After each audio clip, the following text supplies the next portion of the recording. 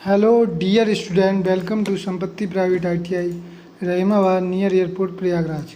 तो इस study channel के माध्यम से आज हम सिंक्रोनस मोटर अर्थात तुल्यकाली मोटर का पार्ट सेकंड लेके आए हैं। यह बेसिकली इलेक्ट्रीशियन सेकेंड ईयर वाले स्टूडेंट के लिए है। तो आज हम तुल्यकाली मोटर के बारे में एनालिसिस करेंगे। तो एक बार और अच्छे से इसको समझ लेते हैं। तो यह पार्ट सेकंड है तुल्यकाली मोटर का। तो सिंक्रोनस मोटर होती है, सिंक्रोनस मोटर, उसको हम हिंदी में क्या बोलते हैं? तुल्यकाली मोटर। उसको हम हिंदी में बोलते हैं तुल्यकाली मोटर। बेसिकली इसकी जो संरचना होती है वो एज ए अल्टरनेटर के समान होती है। एज ए अल्टरनेटर, यानी अल्टरनेटर का मतलब क्या है? अल्टरनेटर का मतलब है प्रत्यावर्तक, यानी जो AC पैदा करे, अर्थात AC पैदा करने वाला यंत्र क्या कहलाता है? हमारा अल्टरनेटर कहलाता है। किसी भी मोटर की अगर बात करें तो मोटर को क्या दी जाती है? इलेक्ट्रिकल एनर्जी, और वो क्या किस में बदलती है? मैकेनिकल एनर्जी में। जैसे आप कभी टिल्लू पंप वाली मोटर देखते होंगे तो हम उससे क्या देते हैं? Electrical energy. उससे हमें क्या मिलता है? पानी, यानी मैकेनिकल एनर्जी मिलती है। मोटर कोई भी हो, सभी मोटरों का कार्य क्या सिद्धांत है? इलेक्ट्रिकल एनर्जी को मैकेनिकल एनर्जी में कन्वर्ट करना। अब हम बात करें, जो सिंक्रोनस मोटर है वो सेल्फ स्टार्टेड मोटर नहीं है। सेल्फ स्टार्टेड मोटर नहीं है, ठीक है? सेल्फ स्टार्टेड मोटर नहीं है। इसके रोटर को, है ना, ये रोटर दिखाई दे रहा है, इसको DC एक्साइटमेंट दिया जाता है, DC सप्लाई दी जाती है इसके रोटर को। तब ये क्या करता है? अपने कंडीशन में आता है, रनिंग कंडीशन में, है ना। और इसकी अगर बात है, संरचना किसके समान है? अल्टरनेटर के। अगर हम दो अल्टरनेटर पैरेलल में कनेक्ट कर दें, समांतर क्रम में जोड़ दें दो अल्टरनेटर, और उसमें से एक अगर किसी कारण ना चले तो जो दूसरा होगा ना, वो किसकी तरह काम करेगा? एज ए सिंक्रोनस मोटर की तरह कार्य करेगा, है। और सिंक्रोनस मोटर कौन सी सप्लाई पे वर्क करती है, ये भी क्वेश्चन पूछा जाता है। तो ये 3 फेज AC सप्लाई पे भी वर्क करती है, सिंगल फेज पे भी वर्क करती है, ठीक है, AC सप्लाई पे, और ये DC सप्लाई पे भी वर्क करती है ये मोटर, ये याद रखना, है ना। तो चलते हैं क्वेश्चन पे। हाँ, थोड़ा और समझ लो। ये क्या है? इसका रोटर, जिसको हम क्या देते हैं? DC एक्साइटमेंट दिया जाता है, रोटर को DC सप्लाई दी जाती है। ये क्या है? ध्रुव है NS, ठीक है। ये AC सप्लाई है, मतलब AC से भी चलता है, DC से भी। ये स्टेटर है, स्टेटर मतलब स्थितिक पार्ट, और जो रोटर है वो रोटर मतलब गतिमान पार्ट।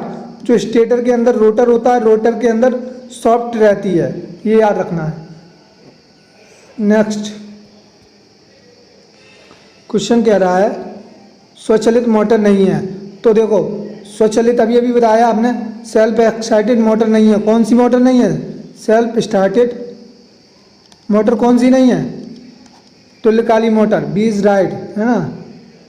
नेक्स्ट, किसी मशीन की भांति सिंक्रोनस मोटर की संरचना होती है तो अल्टरनेटर के समान होती है। संरचना किसके समान होती है? सिंक्रोनस मोटर की, अभी बताया था, अल्टरनेटर के समान होती है, ठीक है। अल्टरनेटर या प्रत्यावर्तक, है ना। तो बी इज राइट, प्रत्यावर्तक की भांति कार्य करती है, ठीक है। कौन सी? सिंक्रोनस मोटर हमारी, है। और ये कैसी? सेल्फ एक्साइटेड मोटर नहीं है, सेल्फ स्टार्ट नहीं होती है ना। और लगभग संरचना में किसके? अल्टरनेटर के समान होती है। नेक्स्ट, कौन सी हानियाँ तुल्यकाली मोटर में सर्वाधिक होती हैं? तो लो हानियाँ सर्वाधिक होती हैं। अगर हम बात करें मोटर में कौन कौन सी हानियाँ होती हैं, तो देखो, मोटर में बेसिकली 3 प्रकार की हानियाँ होती हैं। पहला होता है अपना लो हानि, है ना। लो हानियाँ में 2 हानियाँ होती हैं। एक आपका होता है एडी करंट लॉस, जिसको हम हिंदी में बोलते हैं भंवर धारा, और दूसरा होता है हिस्टेरेसिस लॉस, जिसको हम बोलते हैं हिंदी में सौतेल्य हानियाँ, है ना, सौतेल्य हानियाँ।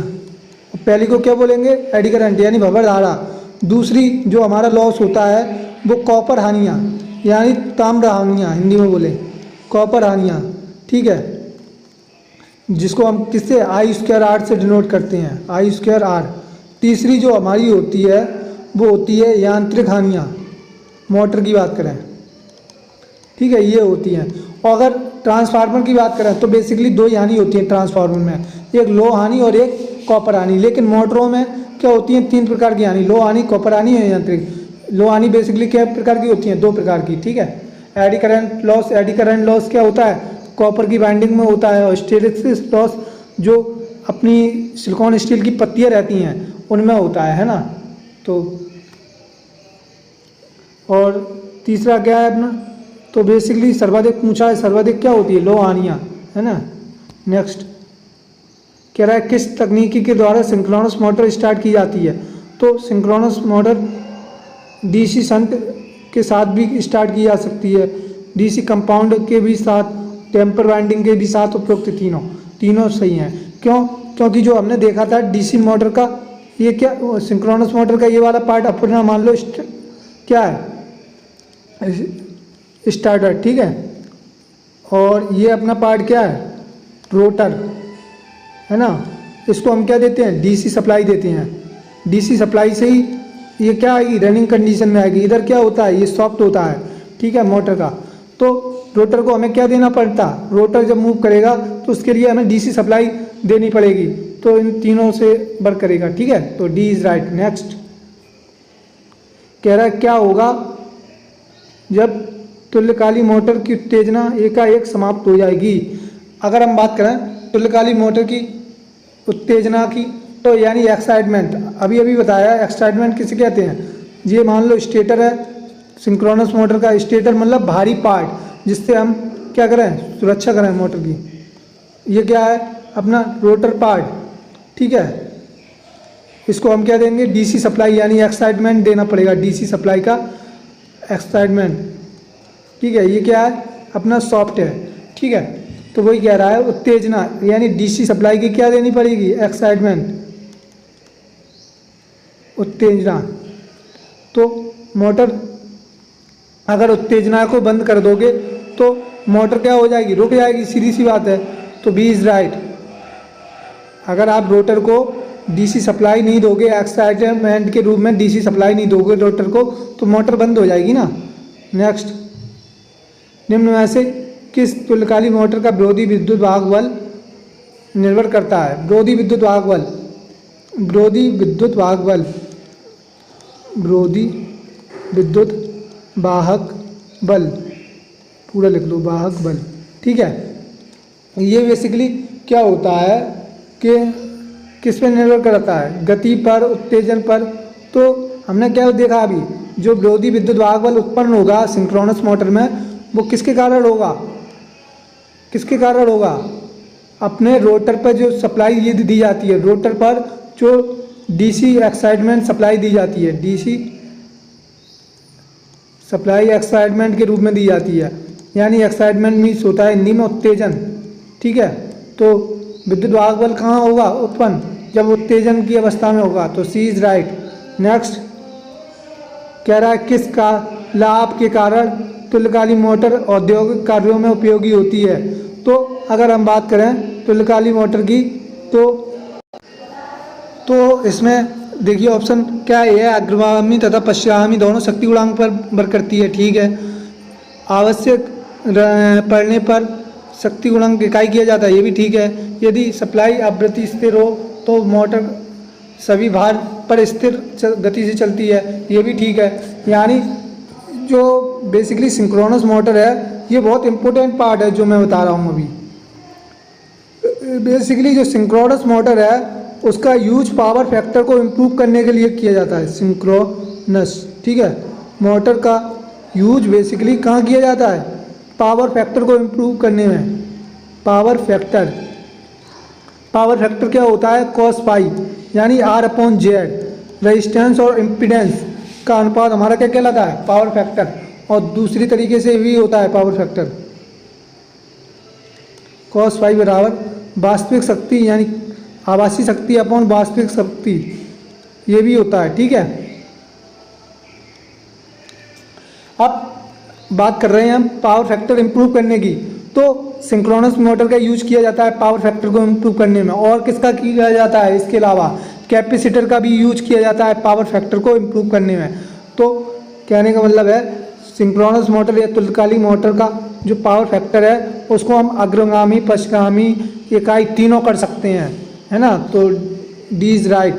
नेक्स्ट कह रहा है क्वेश्चन, निम्न में से किस तुल्यकालिक मोटर का प्रेरित विद्युत वाहक बल केवल उत्तेजन पर निर्भर करता है? अभी अभी बताया था। B is right. नेक्स्ट कह रहा है डैम्पर वाइंडिंग का कार्य तुल्यकालिक मोटर में क्या अंतर दर्शाता है? ठीक है, क्या होता है? तो शोर कम होता है, केवल प्रारंभिक बल आघूर्ण विकसित करना होता है, हंटिंग कम करना होता है और प्रारंभिक बल आघूर्ण विकसित करना, दोनों सही है। यानी हंटिंग भी कम करना होता है, नॉइस जिसे बोल सकते हैं, और प्रारंभिक बल आघूर्ण भी क्या करना होता है? कम किया जाता है डैम्पर वाइंडिंग के द्वारा। ठीक है, जो सिंक्रोनस मोटर में डैम्पिंग वाइंडिंग की जाती है उससे दोनों वर्क किया जाता है। हंटिंग यानी नॉइस भी कम होगा और प्रारंभिक बल आघूर्ण विकसित भी होगा।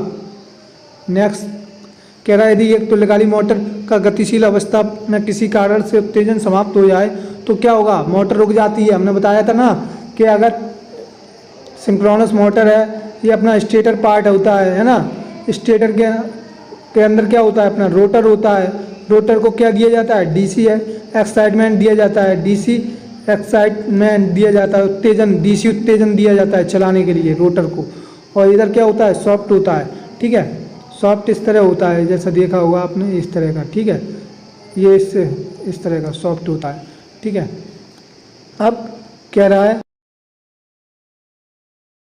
जब इसे एक्साइटमेंट समाप्त हो जाएगा इसका तो सीधी सी बात है मोटर रुक जाएगी। तो ये इज राइट आंसर। नेक्स्ट कह रहा है निम्नलिखित में से किन पर तुल्यकालिक मोटर की गति निर्भर करती है?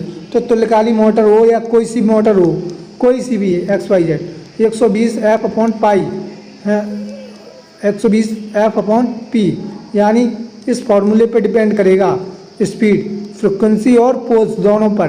तो देखो ध्रुवों की संख्या और सप्लाई पर, यानी ये और बी राइट। एन क्या है? मोटर के चक्रों की संख्या, यानी राउंड पर मिनट में आरपीएम में लेंगे। ठीक है, कितने आरपीएम की मोटर है? 1500 आरपीएम की है, या मान लो 3000 आरपीएम की है। कितने आरपीएम की मोटर है? 1 मिनट में कितने आरपीएम घूमती है, राउंड लगाती है। फ्रिक्वेंसी हमारी क्या होती है? एसी की 50 हर्ट्ज जो होती है ना। और पोल्स हो सकते हैं 4 पोल्स की मोटर हो या 8 पोल्स की हो। नेक्स्ट तुल्यकालिक मोटर की गति कह रहा है स्थिर होती है, एज ए कांस्टेंट स्पीड पे चलती है। ये भी फैक्टर है, क्योंकि जो सिंक्रोनस मोटर का यूज बेसिकली कहाँ किया जाता है? पावर फैक्टर को इम्प्रूव करने में। सिंक्रोनस मोटर का जो यूज किया जाता है वो पावर फैक्टर को इम्प्रूव करने में किया जाता है। और दूसरा रीज़न क्या है? स्थिर कांस्टेंट की स्थिर गति वाली मोटर है ये, है ना। स्थिर गति पर चलती है, इसका पावर फैक्टर अग्रगामी, पश्चगामी और यूनिट तीनों होता है, इकाई भी होता है। नेक्स्ट निम्न में से किन पर सिंक्रोनस मोटर की गति निर्भर करती है? तो अभी अभी बताया था मैंने, एन बराबर क्या होता है? 120 F/P, यानी फ्रिक्वेंसी पर, पोल्स पर, और यही क्या कह रहा है? जनित के विद्युत वाहक बल की आवृत्ति पे, ये भी सही है। सप्लाई आवृत्ति पे, ये भी सही है। ध्रुवों की संख्या, ये भी सही है। ये फॉर्मूला होता है। अगर हम सिंक्रोनस मोटर के स्लिप की बात करें तो स्लिप बराबर होता है NS - NR, यानी मोटर की स्पीड और माइनस रोटर की स्पीड का जो अंतर होता है उसे हम क्या बोलते हैं? स्लिप का फॉर्मूला यही है। ठीक है, अगर हम इसको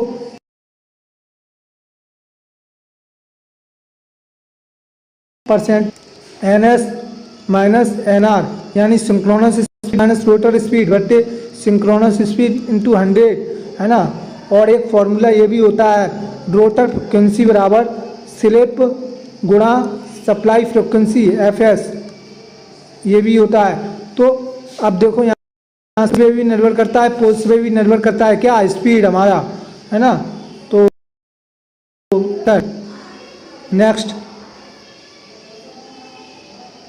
कह रहा है निम्न में किन पर तुल्यकालिक मोटर की गति निर्भर करती है? तो ये अभी बता दिया है, ये और भी। ठीक है, नेक्स्ट कह रहा है सिंक्रोनस मोटर का इंडक्शन मोटर की तुलना में क्या लाभ है? तो देखो यह स्थिर गति पर चलती है, ये भी सही है। इसका यूज पावर फैक्टर के रूप में किया जाता है, ये भी सही है ना। इसका टॉर्क सप्लाई टॉर्क में परिवर्तन के प्रति कम संवेदनशील होता है, ये भी सही है। यह शक्ति गुणांक यानी पावर फैक्टर के रूप में वर्क करता है। पश्चिगामी, अग्रगामी और इकाई भी होता है, इकाई भी पूछा जाता है, यूनिट, उपरोक्त सभी सही हैं। नेक्स्ट, तो आई होप आपको वीडियो अच्छा लगा होगा तो लाइक, सब्सक्राइब और शेयर कर देना।